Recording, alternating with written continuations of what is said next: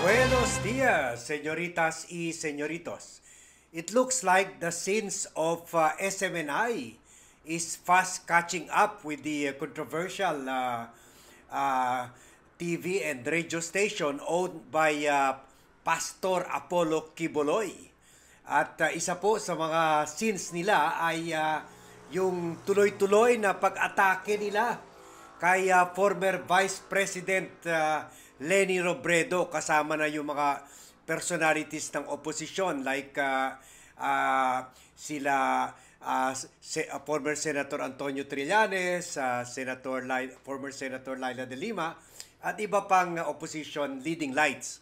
So ito po ang ginawa dahilan ng isang party list congressman na si Congressman Roger Gutierrez ng One Rider Party List nung nag-file siya ng bagong resolusyon asking for the final revocation na o pagtanggal na talaga ng franchise ng Sunshine Media Network International. At na tunay talagang pangalan ay Suara Sug Media Corporation. At in filing resolution number 9710,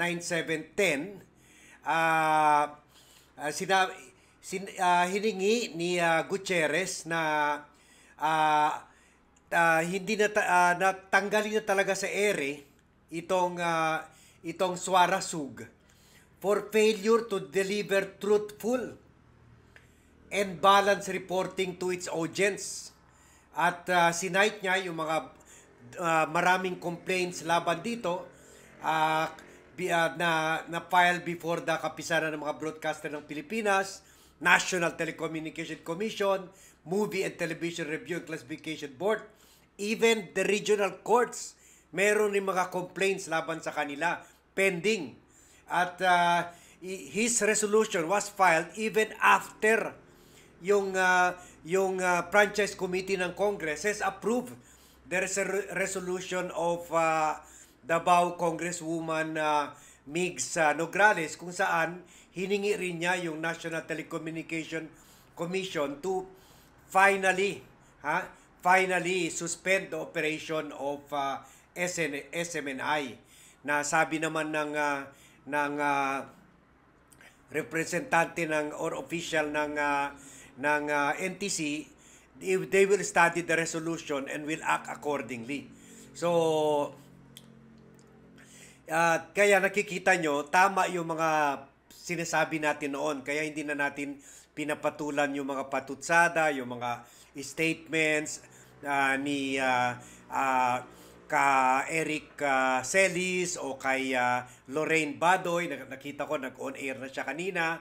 Hindi na natin pinapatulan yun dahil kahit yung Kongreso, nagamit na sila na parang trapo, na-move on na sila.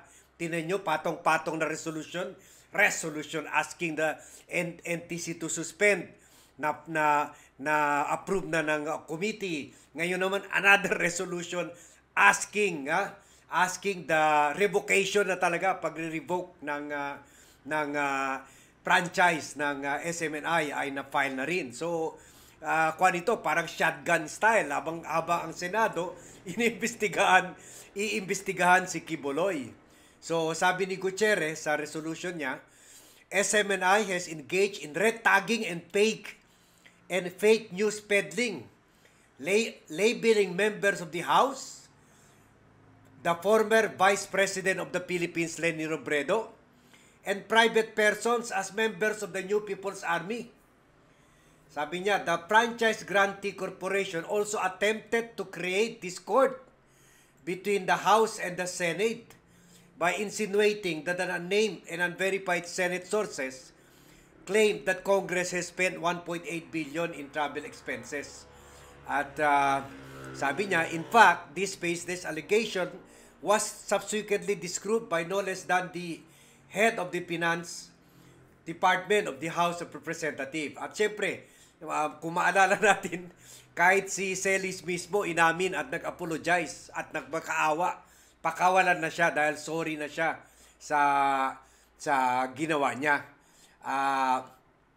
Kaya sabi ni Gutierrez, Section 4 of the franchise ng Suarasug under Republic Act 11422 provides that the SMNI has the responsibility to the public not to use its station or facilities for dissemination of deliberately false or willful misrepresentation to the detriment of the public interest.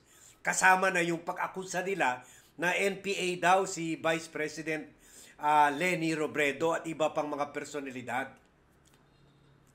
So, sabi rin ng SMNI, mali-mali yung mga sabi rin ni Gutierrez, ang SMNI and we discussed about it earlier, nag-submit rin ng mga mali-maling dokumento na sinasabi na si Executive Pastor Apollo Quiboloy ay inalis na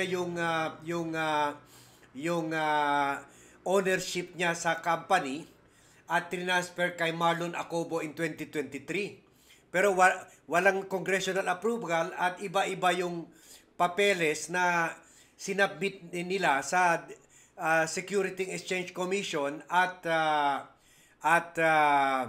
sa Kongreso. Kaya hindi kailangan kaya hiningi nila na with this resolution mag-hearing ulit yung Kongreso sa January at si Quiboloy na ang pasasagutin dito nila, kasama na kung bakit na-transfer yung ownership from the members of the 4 million members of SMNI and then ginawa sole proprietorship na led by mga bata ni Quiboloy. So sabi nila, lahat ito constitutes violations na hindi sila humingi ng permiso sa Congress at hindi rin sila nag-file ng information sa Congress at nag-file sila ng mga mali-maling informasyon at binabiolate nila yung provision na dapat responsible purveyor or responsible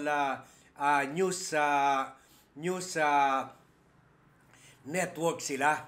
At sabi nga niya, very very glaring yung mga violation niya, including yung Section 10 ng franchise nila na kung saan nag-fail sila yung to report the transfer of ownership from SMNI or from the members of the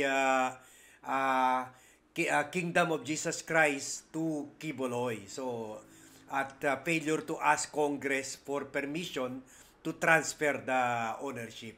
So ang dami violation as we cited earlier.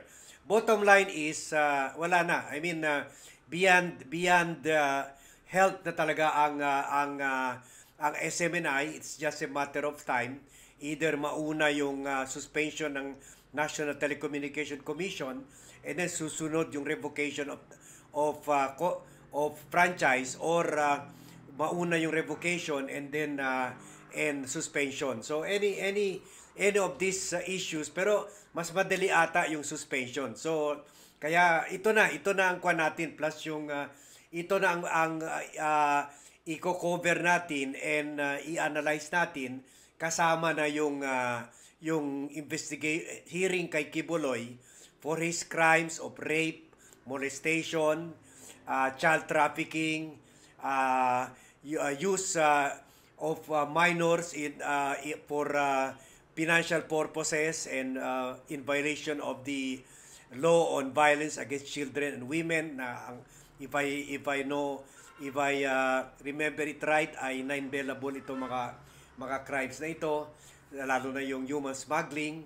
So really it is we are now moving to more serious issues kung saan sabit talaga ang SMNI at si Quiboloy. So okay lang, sila Badoy and Celis can enjoy their freedom and enjoy their last days of hosting their show dyan sa SMNI at puwera kay Celis na ngayon ay suspended na according to the 1 million per month consultant na si Jay Sonsa. So, we will be giving you more updates on this issue and tututukan po natin ito. Please share this vlog to friends and relatives so they will know what is happening sa issue na ito. And tell them to subscribe to the Vlogcaster Armandin YouTube channel. Thank you for watching and see you in my next vlog.